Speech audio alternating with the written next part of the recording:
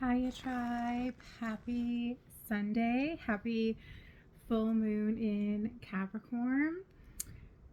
I am super biased. I'm a Capricorn and I actually have like a ton of Capricorn in my chart. So if you don't know anything about astrology, a lot of the time we get so fixated on our sun sign, which is the sign that we were born under. But there's actually so much involved in our astrological natal charts. Like there's our first house, there's our moon that we're born under that does influence like how we move through emotions in our lives. And then there are houses and planets and signs in both of those that also influence our experiences as we move through life and our existence. So it's super fascinating and it's a lot. But let's talk Capricorn moon. This moon feels electrifying, and probably because we have this beautiful 777 portal opening up on July 7th, which is connected to Sirius star system, which is connected to unconditional love. So Capricorn, when we look at this moon, as I was dialing into it, I got this like huge sense that this is like foundational work, especially for like my light workers, my healers, my empaths, my twin flames, the collective that's like holding the collective up. We are really working on clearing away old timelines, old patterning, and this week I'm hoping to launch a video about timelines because I feel like I'm going to be talking a lot about it, and it's really kind of fascinating. Spirit was talking to me about it the other day and I was nerding out about it. Anyway, I digress. So this Capricorn moon is all about foundations, and it's all about, grounding in and really creating a foundation within our Shishima channel to house more light. But in order to do that, we need to be really, really grounded, which is a lot harder unless you have a lot of earth in your natal chart, or if you're like a kapha individual like myself. So having that like Virgo, Capricorn, Taurus energy, and like a lot of it within your chart, these individuals tend to be more grounded and more practical. So these individuals will need to learn to balance their rooting and their foundation with being in flow and understanding like when they're being too rigid within their selves and their experiences. And then the other individuals that have more like air, water, fire within their charts will definitely, or my Vata Pittas, will definitely need to be working on your foundation. And honestly, like it's not enough to be grounding yourself every day. If you're more Vata Pitta, your root chakra is not fully healed, activated, and cleared, or you have more of the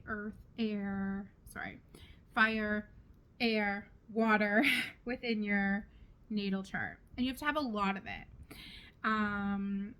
So it won't be enough to ground yourself every single day, although those will be really foundational practices for you yourself to be doing in your everyday life. So what you may need to do is work with a qualified energetic medicine practitioner to help facilitate some of this grounding and activation of your root chakra. And if you've watched a few of my videos already, you know, as a global collective, we still have yet to master our root chakra. So a lot of us are walking around with very little foundation. So this moon is really helping to bring up foundational stuff and like where we may have cracks in our foundation. It's bringing up themes around like self-responsibility, because the Capricorn energy is tied in with Saturn, and it's also tied into the root chakra, and it has a lot of responsibility. Capricorns are like the ultimate leaders. They are the sea goat that's constantly climbing the mountain. What's next? What's next? What's next? But they never fall off the mountain because they're so sure and footed within themselves. So if you have a lot of Capricorn energy in your chart, it will be important for you to understand where you're not flowing and where you're too rigid within your Capricorn self. Now, for the rest of you, it'll be around themes of foundation, like where do I want to go? And really, like, we have all of this beautiful retrograde energy also coming in, which has us looking at like introspection, like themes of like, where am I going? What do I want? Shadow work as Pluto's in retrograde. We have Venus going in retrograde. Like this is retrograde season. So it's not actually about creating external action outside of ourselves. It's all about coming inward and creating that inner action and self-responsibility. So in order to move into a collective of unconditional love or equality for all and future sustainability, which is what a lot of us want, right? We actually have to be super self-responsible. So understanding what I am co-creating or what I'm holding on to. So there will be lots of themes coming up in your life over the next few months as Pluto is retrograde of like, where am I holding on to things? Why am I not achieving the abundance? Why am I not achieving the success? Why am I not in relationships that are fulfilling? Where am I in my own way to creating the results that I want? And even if it's something that you've already worked on, remember, like, we work in layers, and a lot of the time our finances, our environment, our career, our home life, our relationship to ourselves is all weaved in and intertwined. So you might have ancestral lineages stuff coming in that's preventing you from, understanding your dharma or your life purpose, or, manifesting the life of your dreams. And your job is to simply become aware of that so you can work with either yourself or a healer to move through it. And it doesn't have to be heavy. I think sometimes when we think of our healing and what scares us about it is that we're like, ooh, like I have to take responsibility for myself, which means I can't no longer blame the world around me for not showing up for me in the way that I thought they should. And it becomes really heavy because sometimes we sit in our trauma and our shit far longer than we actually should. So it's not about sitting in the trenches. It's not about sitting with your stuff. It's not about allowing the trauma to consume you. It's truly about being more aware of like, oh, okay, this is what I need to move through, right? And because Capricorn has such a connection with Saturn is all about self-discipline. And a lot of the time when we're going through our Saturn returns, a lot of stuff comes up for us. Like our whole life ends up crumbling or falling apart, or it's like the world is upside down because we're learning to look at things in a much different way, and we're learning to become more self-actualized, or it's moving things out in our way, or we're really learning to become more focused and disciplined on what it is that's going to create action and the results that we want in our life. It is not all about just, chilling on your like little lotus pad, meditating the day away.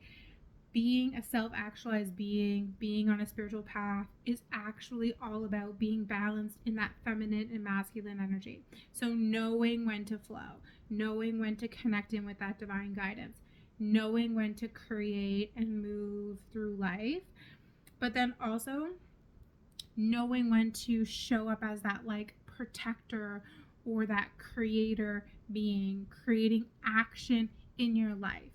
If you are a spiritual being who's incredibly passive, then you're not going to be able to get the results that you need. And Capricorn teaches us that, because Capricorns are like making it happen. They are moving. They've got some place to be, and they wanted to be there yesterday, not today.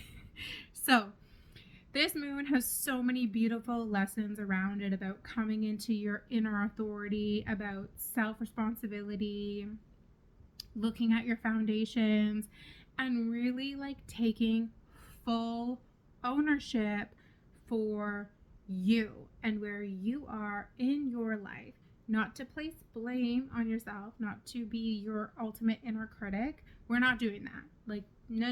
That was a few decades ago. We're not interested in that behavior right now. We're interested in creating actual concrete action in our life. And in order to do that, we need to know, oh, okay, this is what I'm holding on to. And now I'm going to create action in order to achieve the results that I want, which means not being hard on myself. We don't want to create action out of fear and authority or like too much criticism against ourselves, because that means we're still trapped in wounding from most likely when we were a child. So when we're achieving results in our lives and working towards goals, and we do it in a way that comes from a negative stance where we're being hypercritical of ourselves, or blaming ourselves, or picking ourselves apart, or coming into perfectionist patterns, or being our ultimate critic, then we're coming from a wounded space. And basically we're perpetuating the cycle of beating up and abusing our inner child. So we want to step out of that and move into a place where we can be fully self-actualized, take self-responsibility for some of the stuff that we're bringing in, or we are allowing, or we are entertaining with our emotions, our thoughts, our belief systems, our old patterning, but then shifting out of it. So shifting the energy around it, which is why we will be moving into a decade where energy medicine will actually be at the forefront, because that is the one thing that allows us to really create those quantum leaps in our lives, because we're shifting the energy. We're not just staying at the level of thought. We're not just staying at the level of emotion. We're not just staying at the level of the physical body. We're actually getting to the root cause, and we're getting into the energy and shifting it at that level, which is then rippling out all the way to the physical. So, happy full moon, purging, releasing, journaling, introspection. If you guys have any questions, please let me know, and I will talk to you real soon. Much love, tribe. Bye for now.